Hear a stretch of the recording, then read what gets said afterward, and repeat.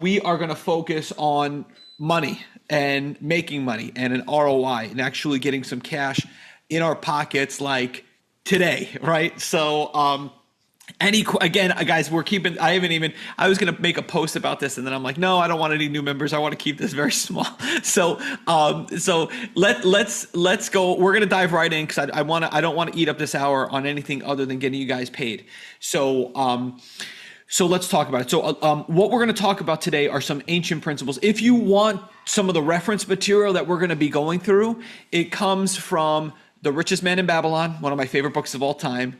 It comes from The Millionaire Next Door, The Psychology of Money, everything basically by Orrin Woodward, one of my mentors. He may be coming, by the way, Stephanie and I were just talking, he actually may be coming to Orlando. And the E-Myth, I love that one. There you go, Maddie. Orrin may be coming to Orlando. If he comes, I'm going to lose my mind because he doesn't get nearly as much notoriety as he deserves. He's just an amazing human being. So let's talk about it. So we're going to dive right in. First of all, let's just expel this whole myth about cash, because sometimes I'll get like a holier than thou type of person who'll say, revenue in first position, right? What about people over profits? People over profits, by the way, it's a corporate term, right? It actually is like a monopoly. It's a marketing. People will say that it comes from like the unions in the 1800s, but the reason we know it is because it's actually a marketing term from big corporations. So it doesn't mean anything.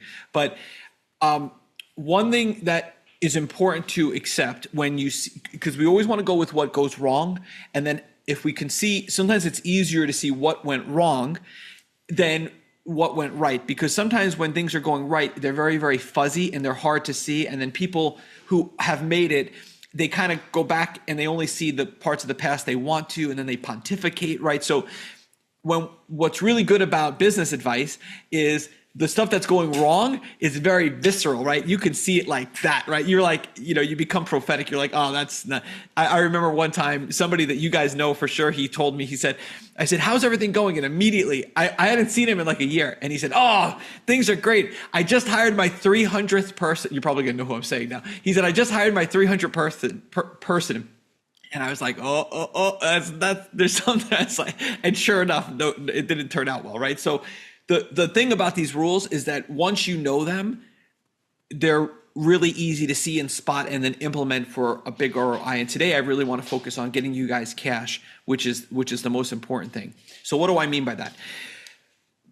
The first step is recognizing revenue in first position. And the two places that people mess up is, one, they do this like holier than thou thing. And what they do is they see people over profits, or like you shouldn't prioritize money, or it's not good, or money is, dark, it's evil, it's bad, right?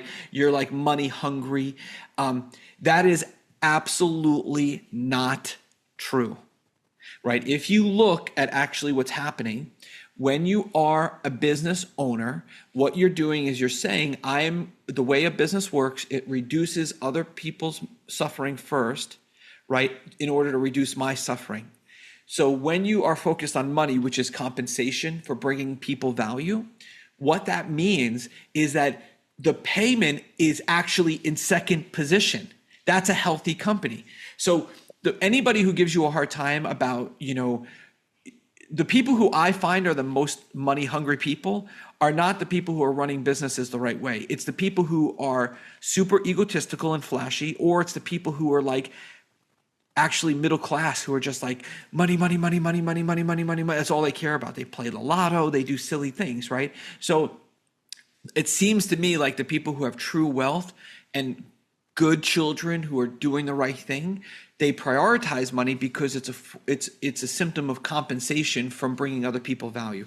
One other quick thing to look at before we get into this is just look at an entrepreneur. And if you say, how can I bring this entrepreneur, his family, his clients, his current customers, his community, his team members, most importantly, how can I bring in the most amount of suffering to that entrepreneur?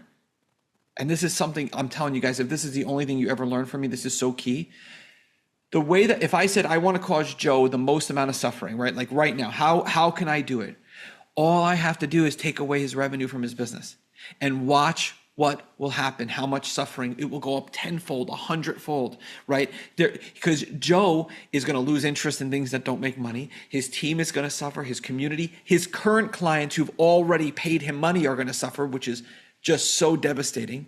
So money is a symptom. It doesn't belong to us. We're the temporary manager of it. We can't take it with us. The better steward we are, the more will we put in charge of. Ancient principles. It's just a symptom, right? We're not actually chasing money, right? We're trying to attract the things that money gives us, some kind of sense of security, some sense of time freedom, right? To do the things that we want to do with who we want to do them with, when we want to do them. So that's our starting point for prioritizing cash. This is good, healthy, wholesome, and honest. It is not devious, sneaky, or evil, or dark, or anything like that. Does that kind of make sense to everybody? Simple. Any questions on the like people over profits, revenue in first position being problematic? Is anybody who's like it doesn't really sit well in their belly? No, no, that's actually in the first book that we should all read, like the richest, what's it called? The secret, what's it called? The richest man in The Babylon. richest man in the No, the science of getting rich. That's where it shows you that, like, Oh yeah, every, I have yeah, that book. It's right. It's right there. yeah. It's right there. It shows, it tells us, it shows us everything is made, all the flashy stuff, all the private jets, all the Lamborghinis, it's made for us to get. Right. So you shouldn't think like that. You shouldn't have that mentality.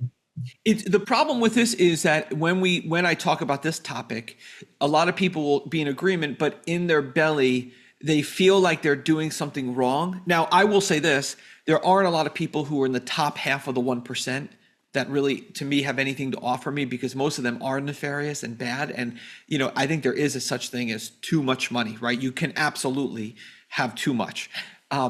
But we're not in that camp. So but just look for little things that what we're going to talk about today, if it seems like it's not gelling or there's something that I'm pushing you to do and you're like, it's not gelling, look for sit quietly in the morning and try to figure out, is there actually something about the cash that is holding you back? Because that is a big thing. Yeah, Manny, go ahead, brother. For example, the imposter syndrome. I've gotten it Yeah. a few times, the imposter syndrome, where like I just made $50,000 on a deal. Is it, was it, what's it called? Was it fair? Right. And then I try to like, was it fair? I'm like, I don't deserve it. I think I took advantage of that person. But then I see him like with a bunch of equity. I'm like, I don't know. So I've had the imposter syndrome a lot. Yeah, so a lot of us are in real estate. So a lot of us make, I just did a transaction, that is six figures, right? And so here's what I would say. Just whenever you're looking at that, imposter syndrome is one way to classify that. I think the thing about, let's go back to wealth and success, right? Always remember this. Whatever your definition of success is, it's some variation of a good night's sleep, right? So just make sure that whatever you do, you put your head on you want to be, these are the three H's, right? Honesty, hard work, and humble, right? So always the three H's. Whenever you're getting a big chunks of cash, especially whenever you start to make more money, you're in a season of being blessed. If you want a surefire way of killing that blessing and having it actually not just reverse, but turn against you, you'll notice that they break one of the three H's. It's either they stop working as hard, right? You should work hard, right? Right? You should work hard. You should go to bed tired, right? There's no such word in God's language that says retirement. That doesn't exist, right? You need to, right? Arnold Schwarzenegger tells us, right? Never lose your usefulness to other people. No matter what you do, whether he's working or not, or governor or not, or acting or not, you always have to be working hard, right? Whether it's a hobby, right? However I die, right? However I'm going to die, I know I'm going to die working hard on a great adventure, right? Unless I die in my sleep. So the first thing is always work hard so that you are physically tired when you go to bed. And you'll notice that, look at always the inverse of this, right? When people start to mess up, you notice they become a little bit lazy, or they're not working hard, or they're pointed in. They're doing the stuff that they want to do, but not really working hard at it. Number two is humble, right? What do we see that they do? They make a big $50,000 check and then they become braggadocious, or they start giving out too much advice. They start a lot of sentences with "you should," right? Instead of listening more. So, or they become braggadocious, and then honest. The other thing is that if you actually made 48,600, then say 48,600, don't say 50,000, right? And so just follow when you, sometimes imposter syndrome is one word, but sometimes imposter syndrome is real. Like people, sometimes that's your body's natural way of telling you like, hey, you're full of poop, right? 99% of people who are getting like, because I don't think you're using imposter syndrome the right way, but most people who say, well, I shouldn't be speaking on stage, I'm not as good enough as the other speakers. Most of them are right. They're not. They shouldn't be speaking. How do I know this? Because I know people who speak on stage and I look at their P&L and they shouldn't be giving out advice, right? So that's why we're very careful about that at Coaching Geek, right? I know who's doing what. So the one thing I would say, brother, is this: it's not really imposter syndrome. What you can, if you make 50,000, the only thing to center yourself on is just say the 3 H's. Am I being honest? Am I being humble? And am I working hard? And as long as those 3 things are good, you're good to go and go attract clients. And yeah, you're good to go. You shouldn't have, somebody like you should not have imposter syndrome ever. Yeah, you're just feeling like maybe vulnerable about it. So that's good. Okay, the other thing too, well, that's it. I don't want to harp on this because I want to get to the meat and potatoes, but that's basically how we come into this, how we approach this topic of cash is if you're going to go on an adventure of cash, the first thing to do is, and if you're already making cash, is just realize that this is good and healthy and honest, and making cash is a good thing and all of that. The other quick thing that I want to talk about is when you come into this, think big. And a lot of us, I think that we think big, or maybe we think big. I'm going to make a suggestion. Try to think bigger. Try to stretch how big you think. And what is the point that you're looking for?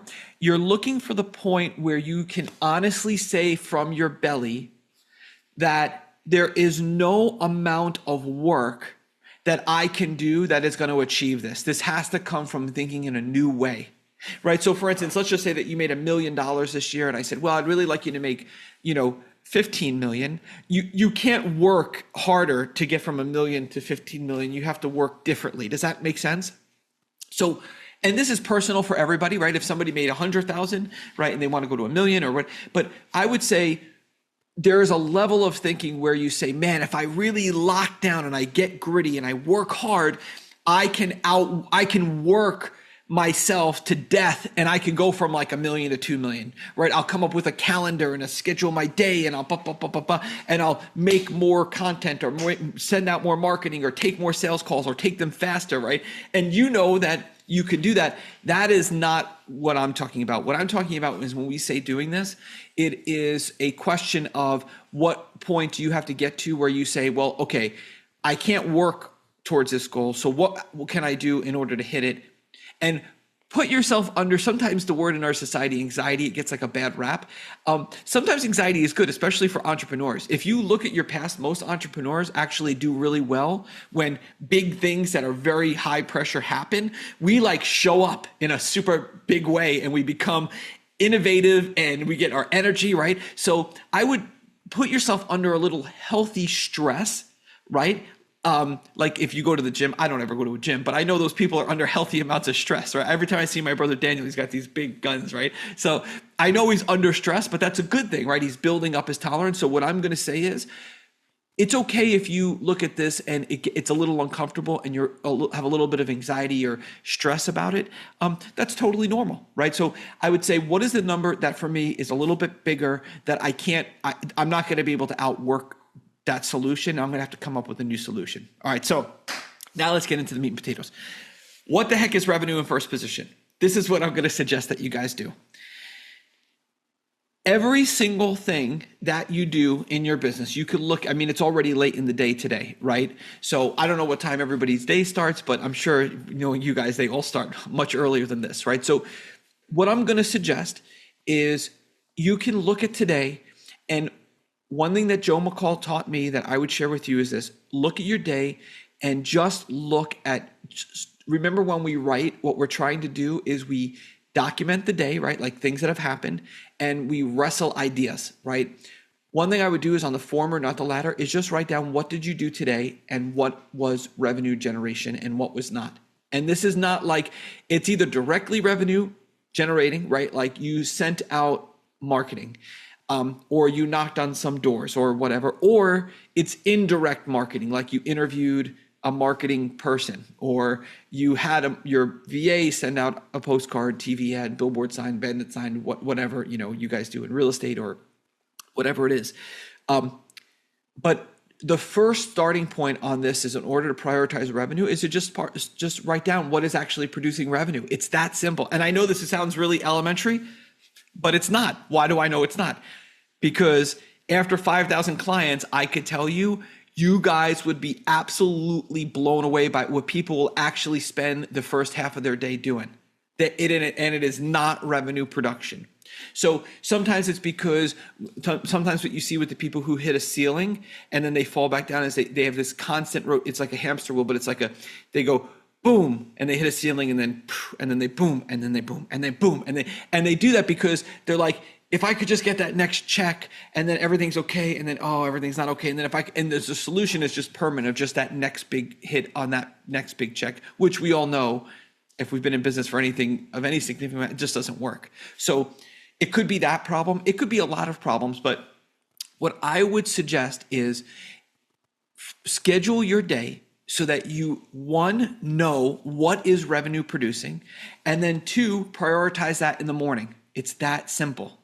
And what I mean by that is you have your morning routine, right? Connect to God before you connect to the internet, do your thing, right? Whatever your morning routine is, right? Some people, they write, they pray, they meditate, they work out, pool, ice bath, whatever, fine.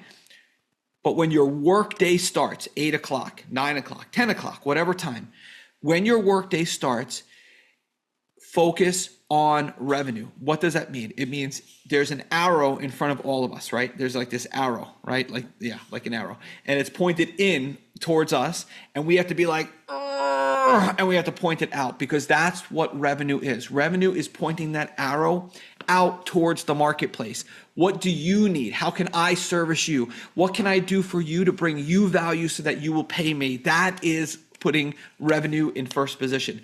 Putting revenue in first position is putting people in first position. That's literally the definition. It means, Cliff, what can I do for you, brother? What are you struggling with? How can I help? And then once I find that little thing, right, I'll help you, I'll record it, and now it's a product. And instead of charging you $5K, I'll charge the marketplace $500K, and I'll do it 100 times, right? But it all starts with me. Instead of saying, man, I'm starting this new food forest, and Easy Peasy Lemon Squeezy doesn't have a logo yet. And should I use a lemon because it's yellow, but I really like the color orange? I could go on, believe me, for like an hour and 45 minutes, right? But instead of doing that, I know, okay, my job as an entrepreneur is to never lose my usefulness to other people, bring people value. Who can I bring value to? So the simple act of identifying your revenue sources and then charging at them singularly, hardcore. And then what you do when you become more advanced is you document those through simple checklists, right? Best book ever, right? Simple checklist, right? It's just checklist manifesto. What you do is then you just say, okay, now that I know how to prioritize revenue and I'm getting revenue, who else can do that? And just remember the book Manny brought up, E-Myth, right? What does Michael Gerber teach us? Ordinary people, extraordinary results, right?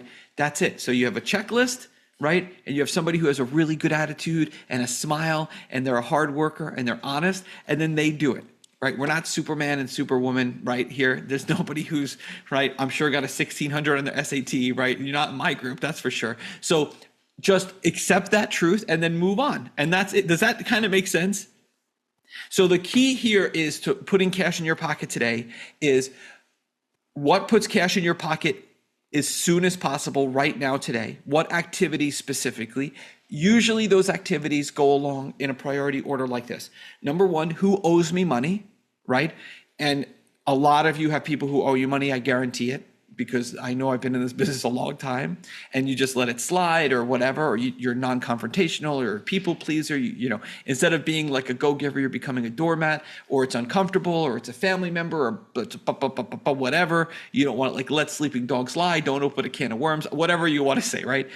But it's people who owe you money first and foremost. And number two is it's then people who pay you money. And then it's gathering people together who will pay you money, right? So that's it. So it's an engine of going out and doing collections, right? Bringing those payments forward. Hey, Jamie, I know you owe me, $600,000 on that house. I'll tell you what, if I were to give you, I have an opportunity of something I want to invest in. If I were to give you like a 10% discount on that, but you'd have to pay it like today, could you do that? Yeah. Okay, great. Right. Cash today is better than cash in 5 months. Right. So whatever it is, or, hey, Manny, I know, you told me, that $1,500 I lent you, or, hey, brother, you've been in this course for a long time and you still haven't paid. I'll tell you what, can we set up like a partial payment? And here's the other thing to recognize about revenue at first position. It's so funny. When I started my wholesaling business, this is now almost 20 years ago, but when I started my wholesaling business, I was doing lawn care before that. And I had done a few assignments, and they were big, 50,000, 80,000, 30,000. And I did a little tiny house in Riverside, River Park somewhere. And it was like $2,000. And it was sitting on my desk. It fell behind my desk. I picked it back up and I put it back on my desk. Julie's like, have you cashed that check? This is years ago. And I was like, no, I haven't cashed it. She's like, do you realize how many lawns you'd have to cut to get $2,000? That's a lot. I was like, oh yeah, that's a lot of money. So in revenue in first position, it doesn't mean large sums, even if it's small. So even if someone is saying, hey, listen, I know I owe you $9,000. If you can make payments of $400 a month, that's a win. You're ringing the victory bell for that. One other quick thing that I'll share with you that is detrimental on this whole idea, and then we can get into details, is because a lot of entrepreneurs live in a constant state of like euphoric enthusiasm and like the floor is falling out because I'm holding up the roof, and it's like a constant back and forth. Because of that, when they get a win, they celebrate too early, right? So one thing I would train, and this is generational wealth, this is for your kids, right? Generational wealth teaches us that wealthy people have all of these traits, right? Wealthy people and successful people who have generationally wealth and success, right? Not giving their kids money, but everyone just becomes a millionaire. Everybody's just doing the right thing. Everybody has a high degree. You'll see that in some families, right? When you see that, you see these habits, right? Impulse control, right? They're not very promiscuous, right? They're doing these things. They're just checking these boxes all the time. One of the things that we see is they are more stoic than emotional. Right? We see this all the time. If you look at wealthy, successful people, they're kind of like, when they come into money, they get quiet. When poor people come into money, they get loud, right? You see all of these different traits. So one of the things that I would suggest is don't celebrate until your third win. So if you say, hey, I'm going to start revenue in first position, and then somebody says, hey, I'm going to send in the payment. First of all, they're not going to send in the payment. So you don't know celebrating until you actually have it in your bank account, number one. Number two is get right back on the phone, because if you celebrate too early, you're going to stunt your success. But the other thing that happens is, and we used to see this all the time in wholesaling real estate, all the time, is you are most likely to get win 2 and 3 on the high of win 1. And if you wait and you call your sister or brother or mother or husband or spouse or wife, and you're like, you're not going to believe it, da-da-da-da, or you celebrate with your team and you're opening up a bottle of champagne or whatever, all of that energy, enthusiasm, excitement, and smiling, good attitude, and reciprocity, it's all wasted on the celebration of the success. Don't bottle that stuff up and use it for your second win and your third win. On your third win, then take a break. We take a break and celebrate on our third win. The first win, it's expected. The second win is a bonus. The third win is when you celebrate. That's when does that make sense? This is a real big game changer, because what we find with people who come from generational poverty is they have very low impulse control, typically, unfortunately, right? It's my own family included, right? But they have low impulse control. So they are like exuberant when they have a big win. What I would, or even a small win, take a deep breath, right? Read something by Ryan Holiday, who's the best Stoic writer, right? He talks about Marcus Aurelius and Epictetus and right and Caesar and Maximus, right, and all these guys from Roman days and all over the place. Read something by Epictetus or Marcus Aurelius. Take a chill pill and get right back to work and try to use the high of the first one for the second and the third. Does that make sense? This is a critical piece because this is something that we used to see all the time. And you would see these people, it's like they just start and then they like, and they just are a rocket ship. And then other people, it's like win, struggle, win, struggle, win, struggle. And then that's exhausting. And they'll go like that for years, for a decade, or sometimes longer. So what does all this mean? Okay, what this means is this. First thing to do, remember one of the rules in business, if it's not written down, it doesn't exist. So just look back at your this morning, your past week, your past month, your past quarter, right? Since year to date, you don't want to go back too far. But January 1st is fine. Look back to that and just say, what activities actually produced cash directly? So first of all, who owes me money? What activities actually produced cash? And then even if you have a team, right? Even if you're already successful, right? What you then want to do is you want to write it down so that my 17-year-old daughter, Lacey, could understand it, right? So just write it down. This is what I did. I went into this group. I made this phone call. I went into this Facebook group. I sent this postcard. I knocked on this door, whatever. I had this conversation. Oh, yes, there's one other point here. Sometimes when people make money, what they do is and this is constant, they'll say, oh, that was just serendipitous. That was just a coincidence. I can't repeat that. Guys, no way, Jose. I don't care what it was. It's your mom knew the lady who's at the grocery store at the checkout counter, and there's no way I could repeat that. BS. You absolutely 10,000% can repeat that, right? And sometimes those obvious little, like if you can just draw that line, you'll see like, oh, I can make a circle out of that, and I can draw that line between my dentist and chiropractor and the dog walker and the lady who helps Julie clean the house and the whole entire thing. And there's 10,000 opportunities to replicate and redo what you just did. Does that kind of make sense? Easy peasy lemon squeezy. So, all right, questions, comments, concerns, wins. Does that all make sense? Is there anything that needs? I hope I didn't just kick out. I think I may have accidentally hit that button. But yeah, so does that all make sense? Yes. One question. What if we don't celebrate? I know some people celebrate. What if we forget to celebrate? Well, I mean, be careful. Yeah, no, well, here's what I would say.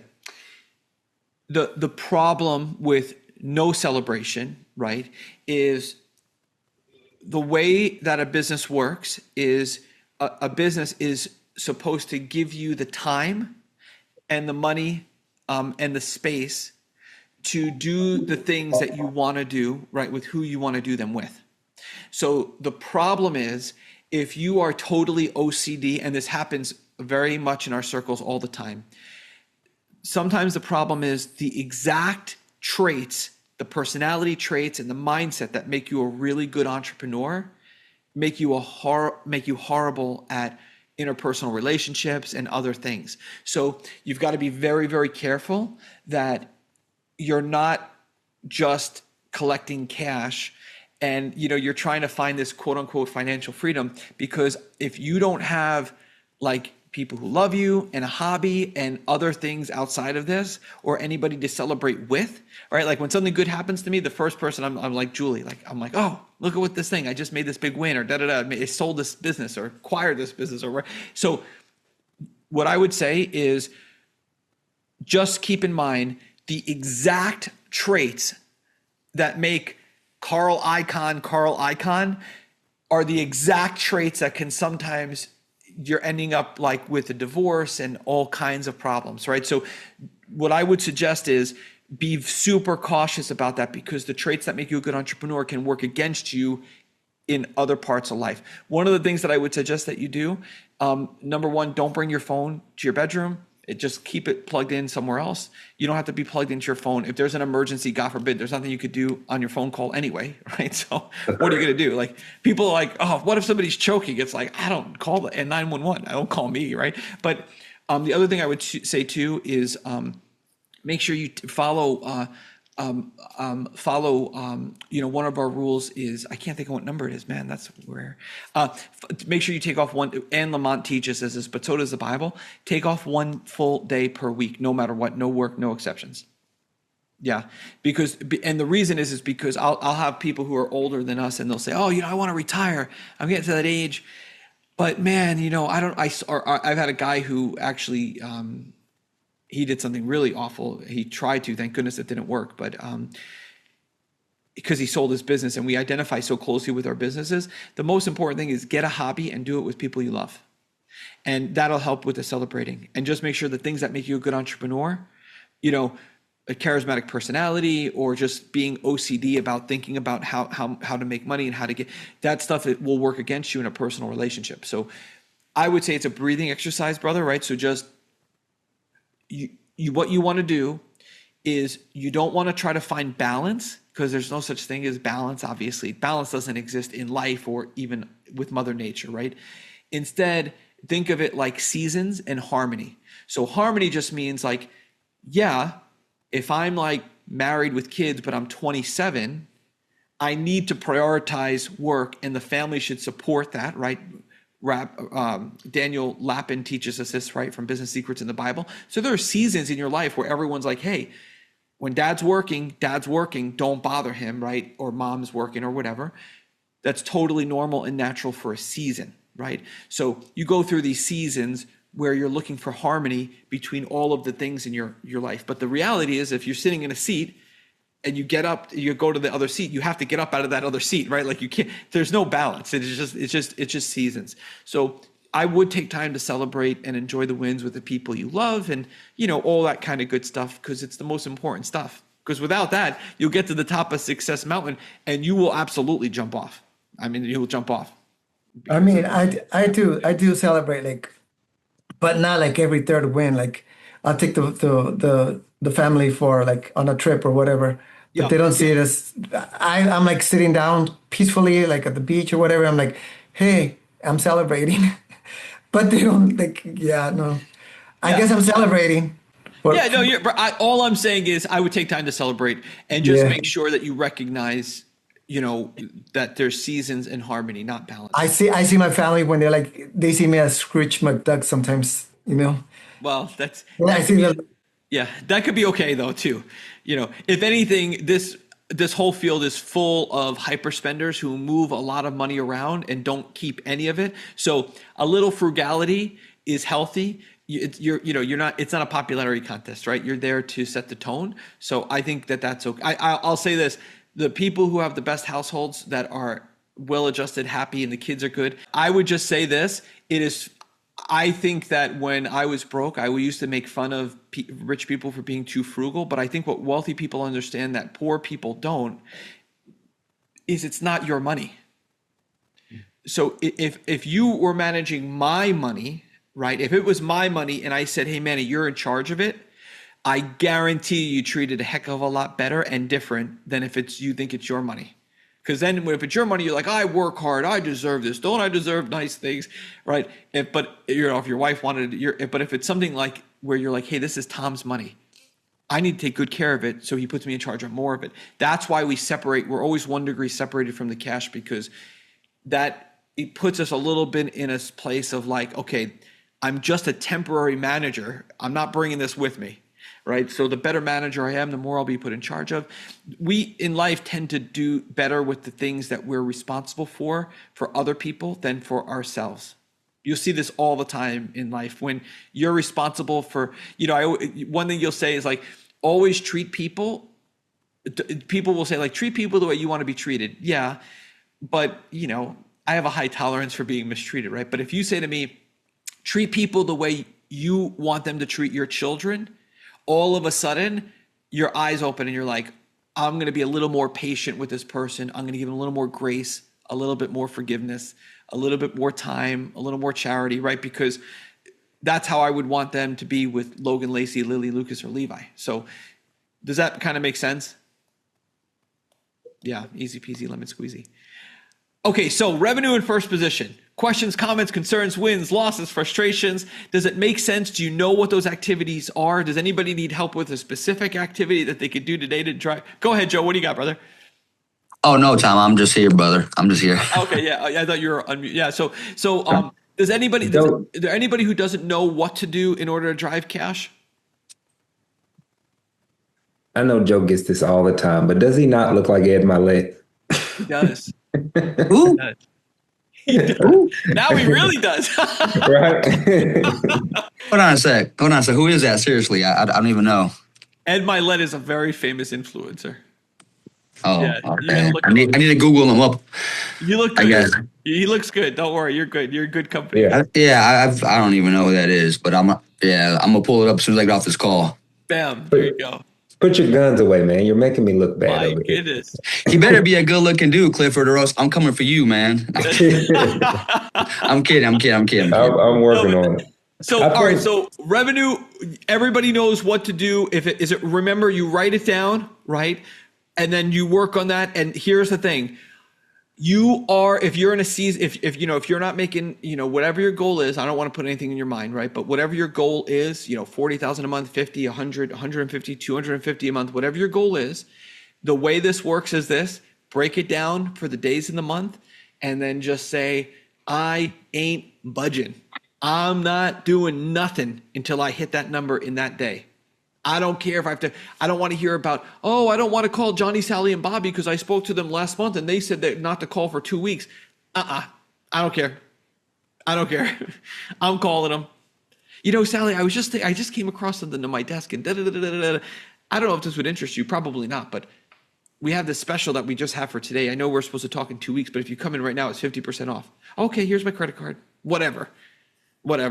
Hey, Sally, I don't know if this works, but I just sold a house and I have cash right now. I could pay a little bit more than I said I was going to pay. Or, hey, Sally, I'm sorry to knock on your door. I'm actually, it's funny because I spoke to you. I met your neighbor. Now I'm buying your neighbor's house. I'm just here. I don't know if anything's changed, but you can interrupt the sales call process. You could bring it forward, right? You can learn how to attract. But the most important thing is prioritize writing it down so you know what it is, because under pressure you may not think about what it is that I can do right now, or it might become too indirect, right? Because you could just justify anything will create revenue, a logo, buying a conference table, whatever. I got to stop using a conference table because it's one of my clients. He built this custom conference table for like $50,000, and I'm like, bro, what are you doing? I still break his chops about it, but I don't think anybody knows who he is, so it's fine.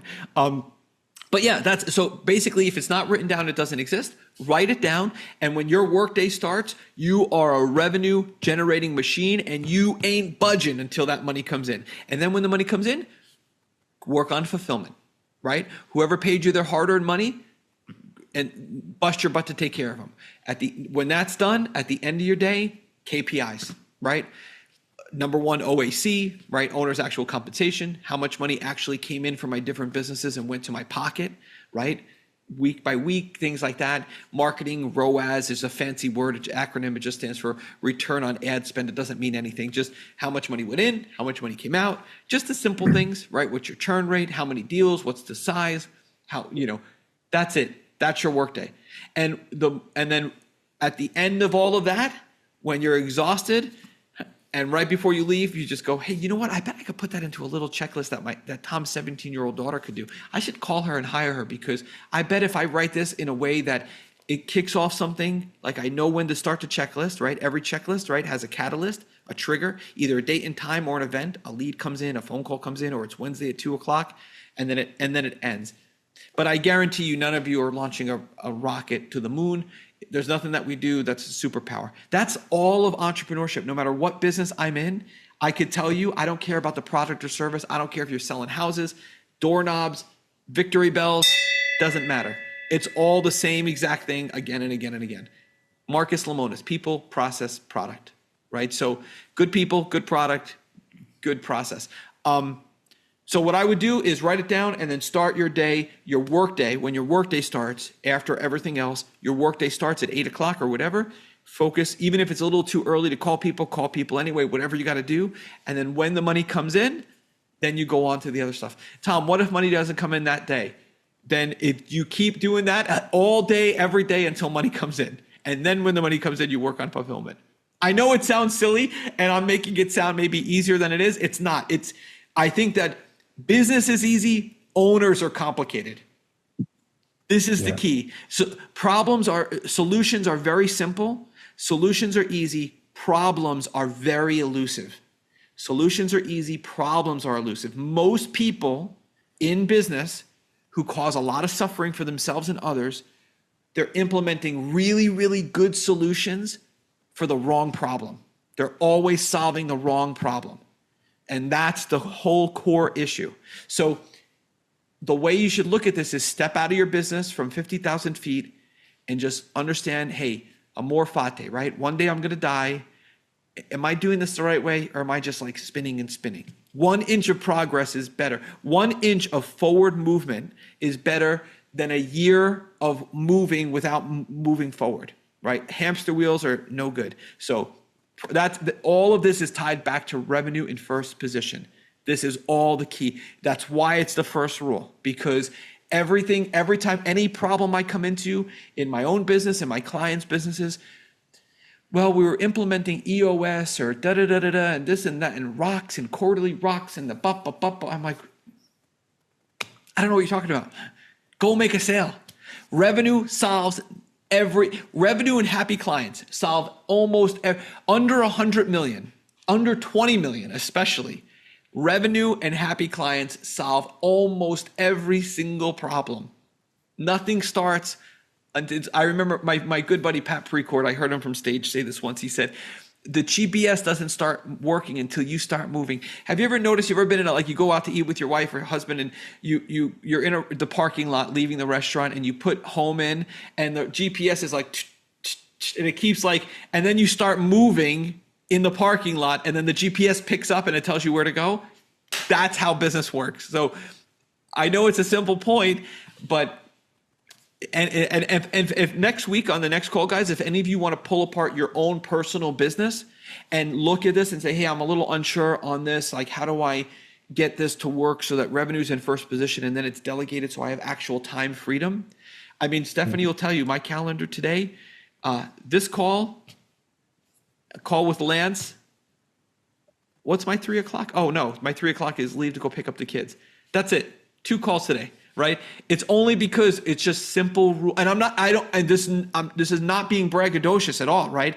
I'm just saying that with the amount of businesses that I'm involved in, my calendar should be jam-packed with 25 meetings today, right? It's not because my mentors taught me what I'm teaching you. Simple, simple, simple. What are the simple rules? Revenue in first position. Revenue and happy clients solve every business. If it's not written down, it doesn't exist. Nothing starts until revenue comes in. Don't celebrate until your third win. Problems are elusive, solutions are easy, right? All of this stuff is what they taught me. It's exactly what I'm passing on to you guys. This is generational stuff. My text to my daughter this morning, here, I'll share it with you guys. This is my text to Lacey. I wasn't planning. I have all of these stocks for the kids. They all are after their initials. So this one is called LCI Industries. I have no idea what it does, right? But it's called LCI is the stock symbol if anybody's interested. I wouldn't recommend it. I don't even know what it is. It says, so she got a dividend payment today of $23, right? So I wrote her this note. I said, this is called compounding. When you get cash for each share of stock you own, then you put that cash towards more shares of stock. Then those shares pay you cash again. That is called compound interest. That's exactly the text I sent her this morning, right? Yeah. So guys, it's like compound interest, brain dead simple stuff, right? Anyway, that's all I have for you. So revenue first position. Questions, what do you got? Anything? Yes, can Stephanie help me get that little clip? Oh, the little clip? Yeah, that what you just said about compound interest. My son is studying that just this weekend. Oh, here, I'll send it to you. I'll take a picture of what I sent Lacey. Yeah. Let's see. Here you go. I'll put it in the chat right now. That's exactly what we are talking about yes on Saturday night. Compound interest. He's like, "Do you know what that is?" I'm like, "Yeah," and I explained it to him. But that's yeah. I think he got Compound it. interest. The thing about compound interest is It's the eighth wonder of the world. it is. Albert Einstein says it's the most powerful force in the universe, which it is pretty powerful. And the other thing about it too is here's a note to Lacey. I just sent it in the chat. Okay. That's my copied text to her. And here I'll show you the picture that I sent her. How do I copy the photo? And yeah, this is just something I do for the kids. I just started to buy some of their initials in stock symbols. It's funny, all of my stocks, these five are doing like phenomenally well. So it shows you how good of a stock picker I am. If someone tells me, I'm like, oh, this is a good company, I buy it. It's like, but just some random stocks based on initials, and they're all doing well. But yeah, so the key here with compounding is the one thing you can't control with compounding. You can control the amount. The one thing you can't control is time.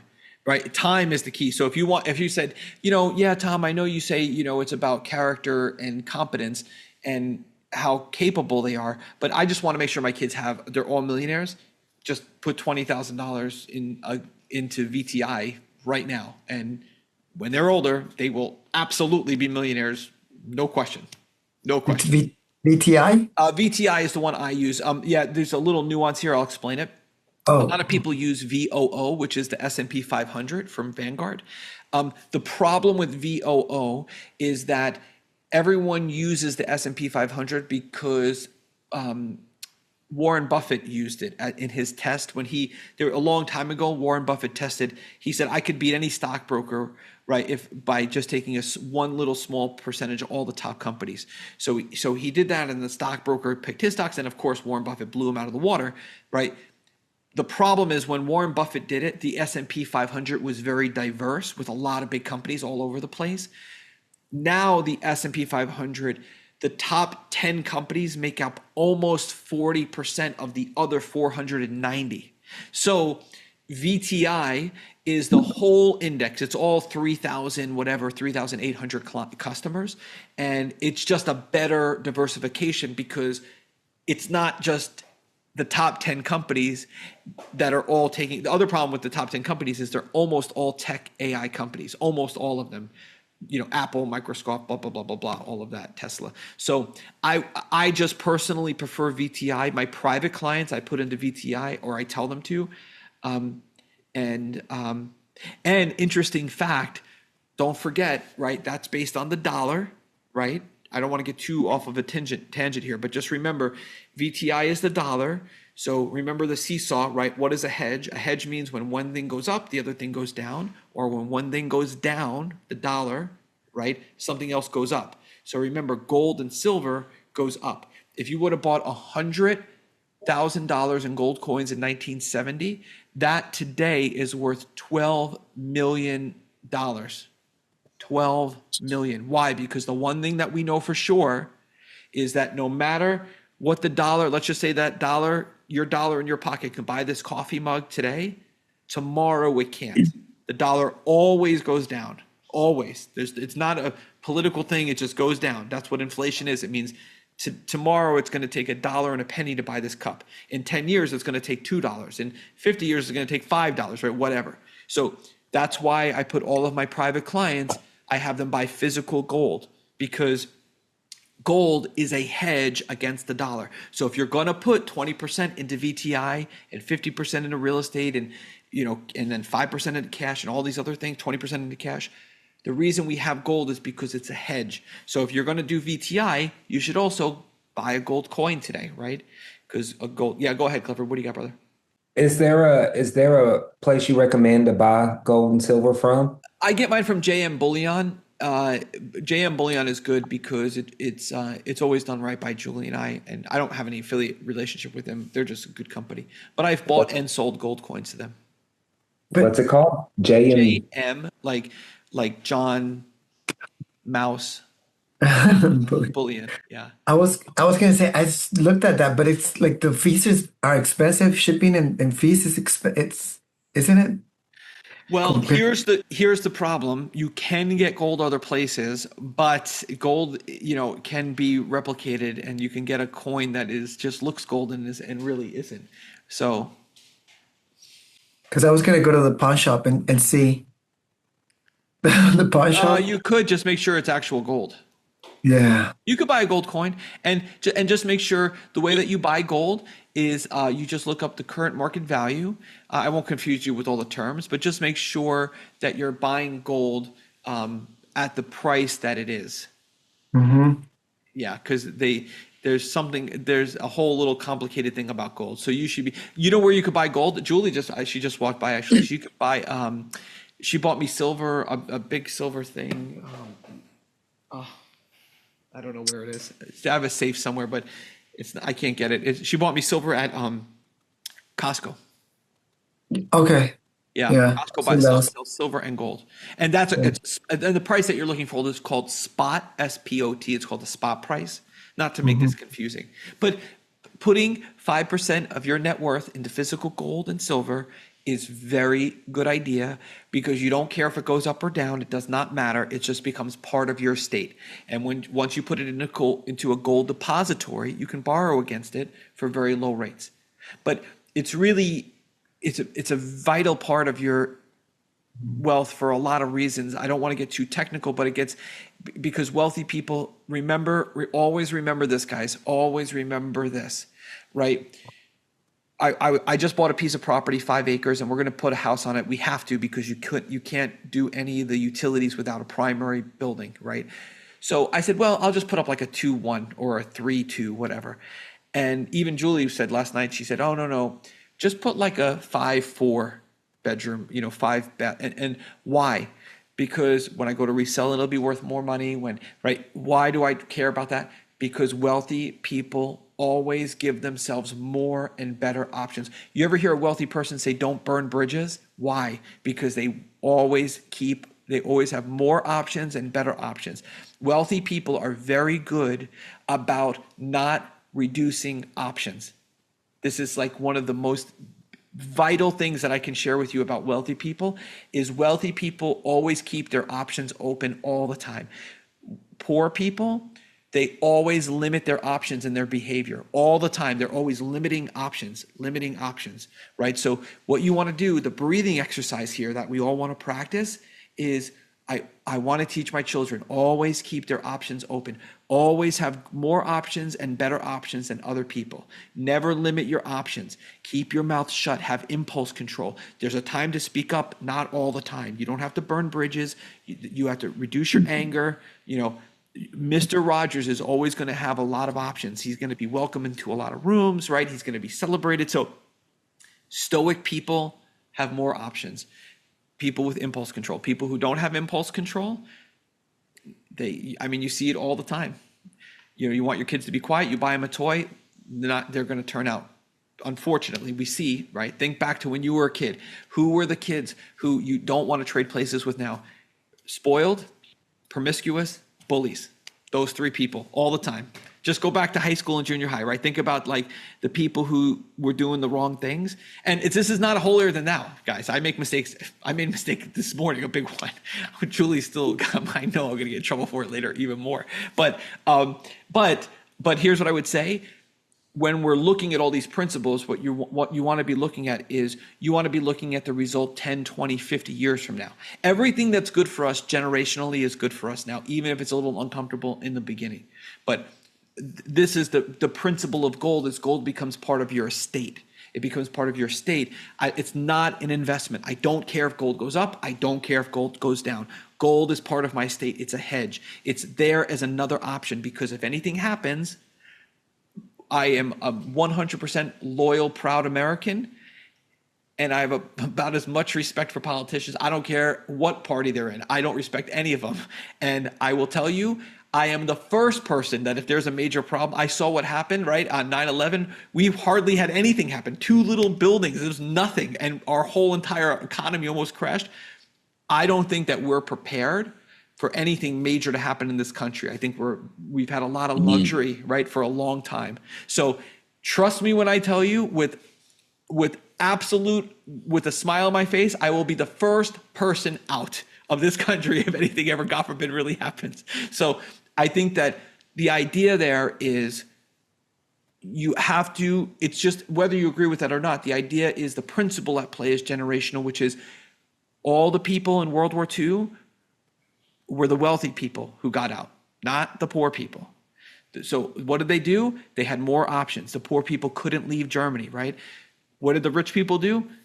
They went to Israel. They went to America. They went to Australia. They went to Argentina. They went to South America, right? Just any history book, more options, better options.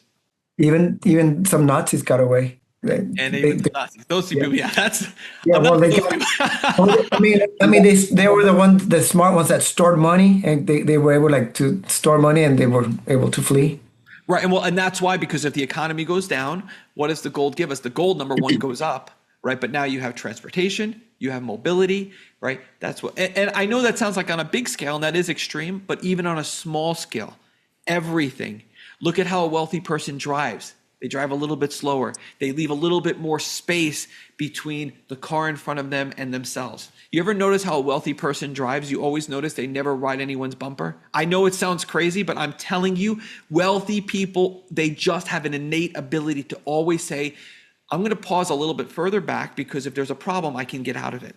They always give themselves more. I mean, just spend time with people who are worth like 100 million, 200 million. And by the way, they're very easy to get access to, and they want to be friends with you because a lot of them are like, they love to give advice and help younger people. So spend some time with these guys and girls and notice this thing about options. They'll say, well, yeah, that's an interesting point. Right? When you ask a poor person for advice, what do? Immediately they give advice. Immediately. You don't even finish your sentence. Like, you know what you should try? Ask a wealthy person a question. They always listen. Well, what do you mean by that? What have you tried so far? Why do you think that didn't work? A wealthy person will ask you questions because they're at that principle of more and better options. They're not going to tie themselves into advice. They're going to listen first and then give it. So and there are people who give a lot of advice who aren't wealthy. Make sure you find the wealth first and then do this experiment because those people will always provide the time and space and they have impulse control. They won't jump down anyway. Hey, Tom, you have a hard stop? No, I'm good You to got go. time for a question? See, now I shouldn't have said my next call is I only have one call left today at 2:00. No, I'm just kidding. Go ahead. What do you got? No. I just, so when you talk earlier, you talk about thinking big, right? Yes. Where's that fine line in that balance? And we're just kind of brainstorming, right? Like, oh, I can dream up some stuff like you wouldn't believe, right? Like, at least I think I can. Yeah. And so I'm trying to find that balance between, oh, what does it look like to do $1 million a month or $2 million a month, right? What does that look like, right? Imagine that versus, oh, I just want to hit 100K a month, right? Like I feel like it fluctuates for me. I don't know if that's like that for many people, but like one day I'm high, next day I'm like, well, let me be realistic. I'm going to help you immediately. It'll be a game changer. Mm-hmm. One day Pace told me this. Joe McCall, I've had the same conversation with. There's a lot of people in our industry. Joe McCall said this to me once, and I'll tell you what Pace said. Joe McCall said, Tom, I just realized people didn't want to learn how to find land deals. They just wanted land deals. And he's like, right now, Joe McCall's having one of the best years he's ever had in his whole life, right?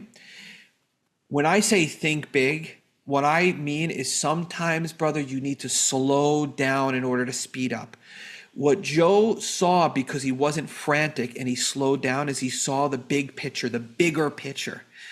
Operators didn't want to learn how to buy land. They wanted land deals. Pace Morby said to me one time, he said, Tom, I realized people didn't really want to do real estate deals. They wanted to be in real estate deals. So I came up with Gator lending. What is Gator, right? I'm going to borrow money to lend money on a deal. When I say think big, what I'm saying to you, brother, is come closer to the center of what these people, the bigger problem, the bigger issue, not just the bigger amount of money, but what is actually happening. What do we learn from Closers IO? Cole, you see this right now with this other girl, Shelby or Shannon. I'll show you her Instagram. I sent this to Joe McCall the other day. I'm going to share this with you because this is going to just radicalize what you're saying, like what we're talking about. So this girl right here, and you see Closers IO did the same exact thing. Here she is. Shelby is her name. So check out this girl. I'm going to put her in the chat and you'll see exactly what I'm talking about and how she's thinking big. So what Cole at Closers IO realized is all of these owner operators who want, if you don't know what Closers IO is, they give you a salesperson, right? So what he realized is all of these operators are lazy. I get phone calls. Ask Stephanie, how many phone calls do we get every week? Tom, do you know a marketing person? Tom, do you know a sales guy? Tom, do you know a marketing person? Tom, do you know a sales guy? Tom, do you know a market? Every single week of the year, every year I get this question. What did Cole realize? He realized owners are the hardest working people you've ever met when they're doing what they do. And when they have to do something they don't want to do, like send out an Indeed ad for a job resume or look at resumes or interview or hire or train, they don't want to do it. So what did Cole do? Cole went into Facebook groups and he found all these high ticket closers, and then he went into other groups and he found all these operators who were lazy. And he said, I'm going to charge the people who want a job to pay me, and I'm going to charge the people who are looking for a sales guy to pay me, and they're both going to pay me, and I'm going to create a platform company, right? Less work, 100 million. Boom. This girl I just sent, same exact thing. Every operator is lazy. So I'm going to talk to women who work from home, who want to be a high ticket closer. And then I'm going to find people who need high ticket closers. And I'm only going to be for women, right? Because sometimes exclusivity is good.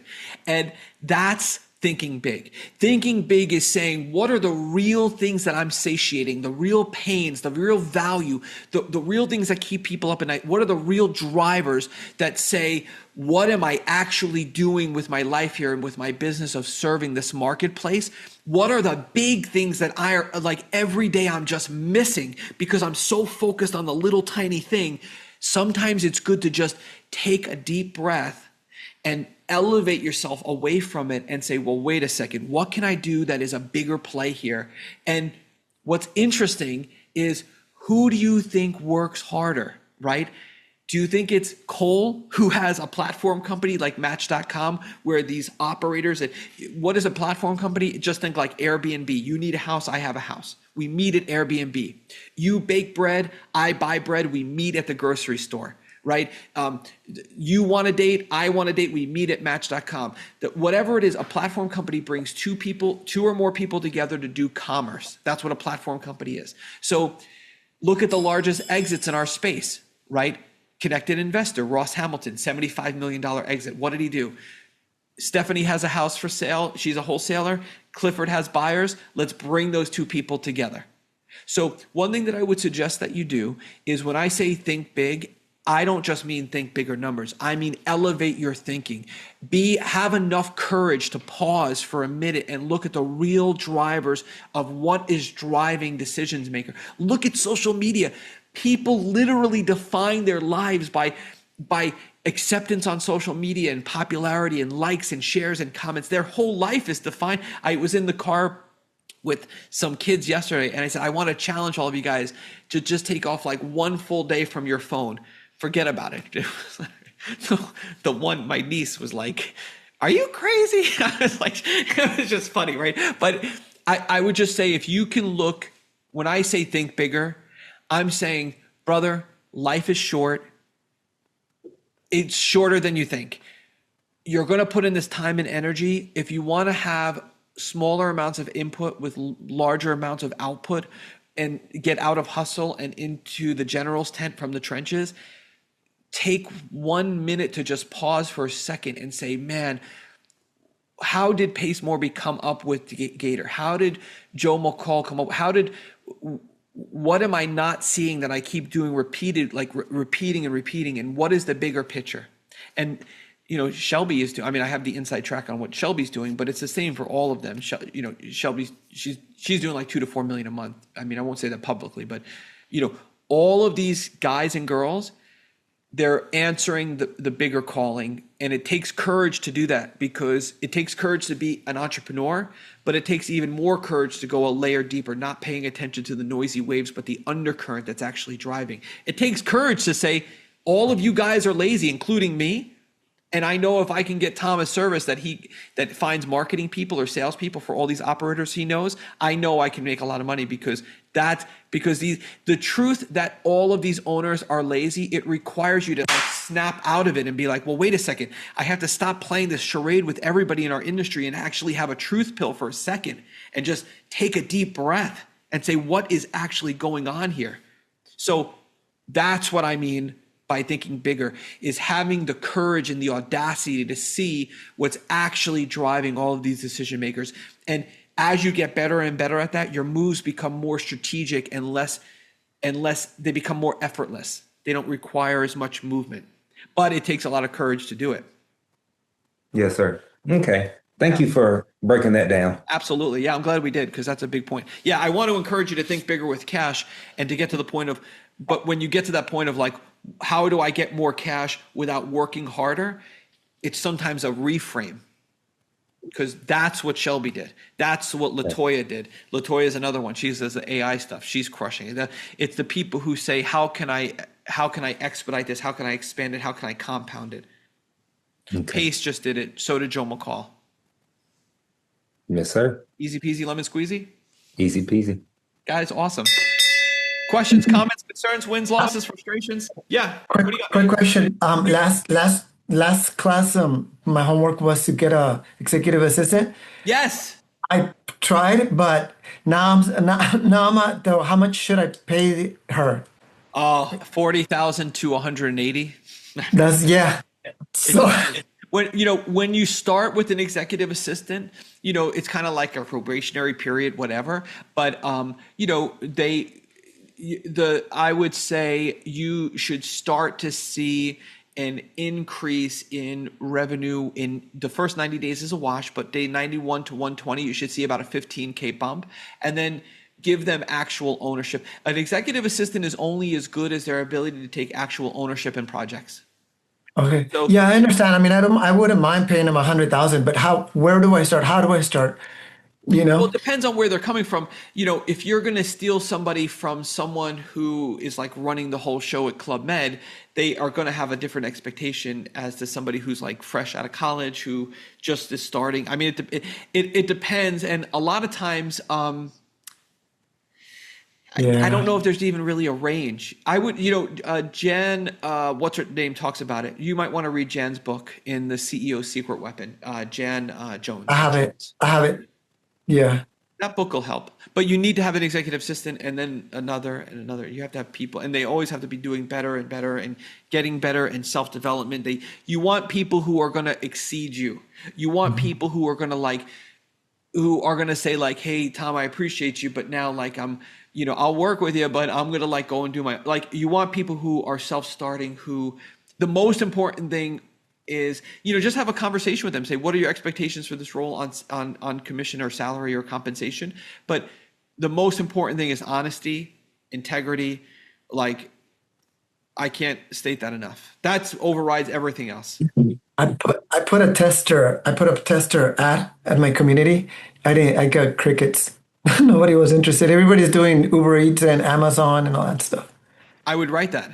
If you're doing Uber Eats and Amazon, it might be time for something else. But the best thing I would say is steal them from somebody else. Owners are sometimes reluctant to give ownership, and sometimes EAs are reluctant to take ownership because they feel intimidated or timid. One thing that I would suggest that you do instead is you want to embrace that feeling. So what I would do is look for people who are somewhere else who aren't really contributing to the main project.